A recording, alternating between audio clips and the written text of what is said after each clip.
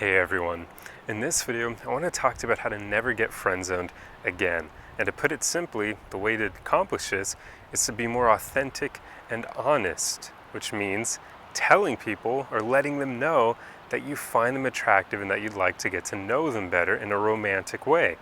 You see, in my own life and from watching the actions of others, I've found that this is the number one thing that leads to people getting friend-zoned. They aren't authentic and honest about the way they feel about someone, and they expect that somehow miraculously that other person is going to figure out what their true intentions are, or their true feelings. But that's not often the way life works, because we can be so oblivious to somebody's feelings for us. I mean, I can't tell you how many times in my own life when I was younger, I had no idea when girls liked me if they didn't tell me. I literally would have no clue. But back then, things were a lot different. The me of today probably would be able to tell, but most people are kind of hit or miss with this. Women are a lot better than it at men, so to all the guys out there, if you think that a woman doesn't know that you like them, most of the time the woman probably does know. So keep that in mind, because if you're afraid to speak your true feelings to her, she probably has an idea of them already, so you're not really going to be surprising her per se. I mean, obviously it can pave the way for being rejected, but rejection isn't a bad thing. I don't see why so many people view it as bad. You see, a lot of us think that getting rejected means that the person is literally rejecting us and saying that we aren't good enough for them. But that's not quite the truth, because most rejections take place really early into getting to know someone. So they aren't actually rejecting you because they don't freaking know you. They can't possibly know you. If you've only been on, if you haven't even been on a single date and you're just waiting to ask them out on one date and they reject you, they don't know you. How can she possibly know you? You haven't even been on a date. She has no idea who you are. She just has this mental fabrication in her mind of what you're like, and she's going to judge you on that and figure out whether or not if she's attracted to that before she agrees to a date. And if she doesn't find you attractive based on that, then who cares? She doesn't know you. She's not rejecting the real you. Do you see what I mean? Real rejection happens far into a relationship. We're talking like well over a year into a relationship, and it hurts way more than being rejected from one date. So don't view rejection as this thing that you should feel afraid to encounter, because they actually do you a favor. If a woman rejects you up front, then you know right then and there that that relationship was never going to go anywhere anyway. So she's saving you from time and future pain. Because if she were to be nice enough to agree to the date, and then say further down the road you end up in a relationship with her, and yet she knows she's not super attracted to you, then at some point she's going to break up with you, and it's going to hurt a whole lot more the further she does this into the relationship than the earlier she does it. So you guys should all think in the way that I kind of do, which is the earlier the rejection, the better.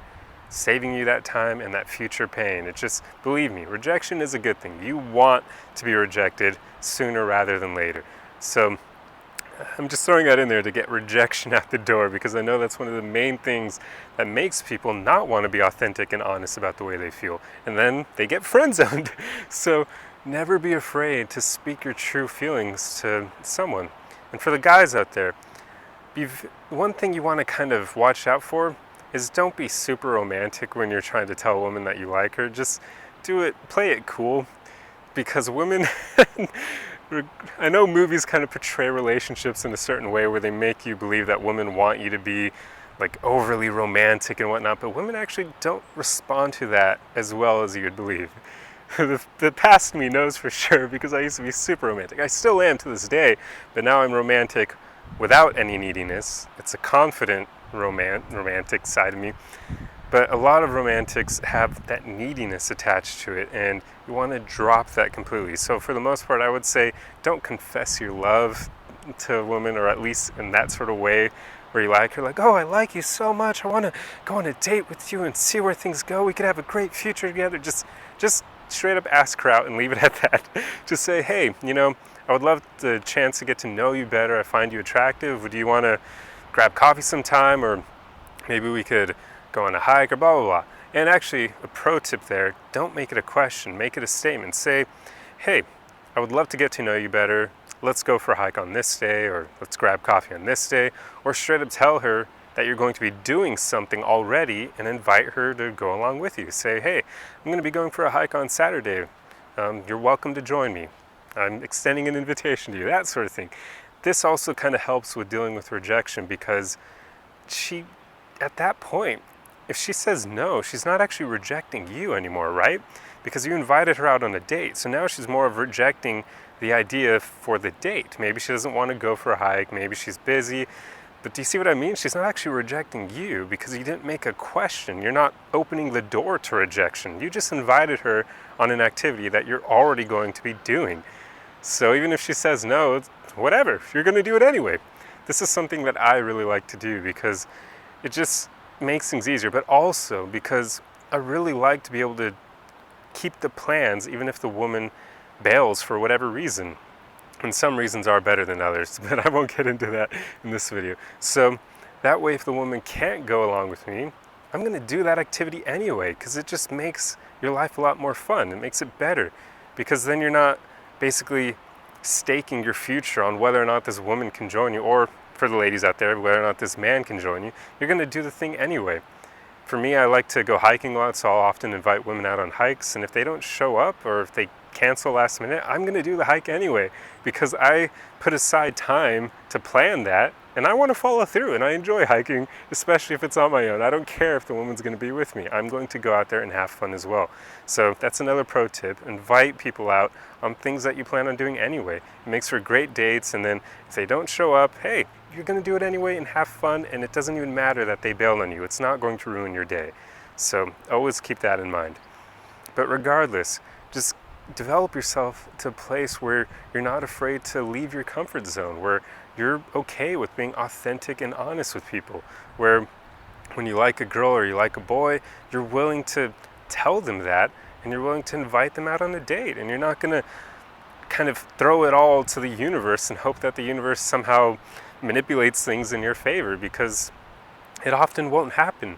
I used to believe in that stuff when I was younger, and now I know that taking action is king.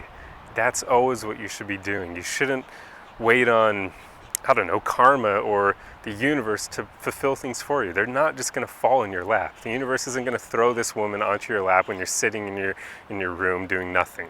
You have to go out there and go after what you want. You have to let women know that you're attracted to them. And for the ladies, let the man know. It helps so much, believe me. And guys really like it when women will actually suggest a date on their own, because it's so rare. So ladies, I would highly suggest you get to a place where you feel comfortable inviting guys out on dates. It just, oh man, us guys love it, believe me. It's not a masculine trait unless you're like demanding him out or something. If you just say, I'm going to be doing this thing, like I would love for you to join me, guys will love that. So never be afraid to do that. It's a really awesome thing, and it lets the guy know that you like him, and we very much appreciate that, because otherwise most men aren't going to know. They haven't developed themselves to that point.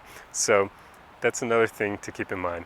But anyway, I hope the tips in this video have helped you out immensely, and you can see how by putting these into practice, you'll never get friend-zoned again, because women are going to know, or men are going to know right away whether or not you like them from the beginning.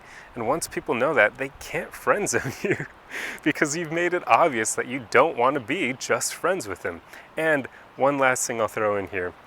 If a woman or a man does try to friend-zone you after you've made your feelings clear to them, this is where you should be very honest with yourself and ask whether or not you feel comfortable or would feel comfortable just being friends with him. Because I can tell you, in my own life, I can't really be friends with a woman I'm incredibly attracted to. I just can't, because every time I'll be with her, I'll be thinking about going further with her, and if that's not what she wants, then it just does not work out, and I refuse to put myself in that situation from the beginning. It's just dumb. It's like signing myself up for pain, and I don't want to do it. So I would suggest all of you to think about that as well, because it's okay to decline their offer of friendship. If you want to be more than friends and they offer you friendship, just say no and go on with your life. Believe me, you're not going to be missing out on anything. And if you try to convince yourself, or should I say lie to yourself, that you could handle being friends with them even when you still have feelings for them, it probably won't work out, and you're just going to get hurt, and it's going to be a really uncomfortable situation. So don't sign up for it. It's within your control. Just tell her no. Say, hey, maybe in the future, if you change your mind, I might still be around. Just hit me up. You never know. Just don't agree to being friends if you don't want to. That's a pro tip if ever there was one that I received. So keep that in mind as well. But anyway, I hope this video helped you, and I'll see you guys in the next one. Arrivederci.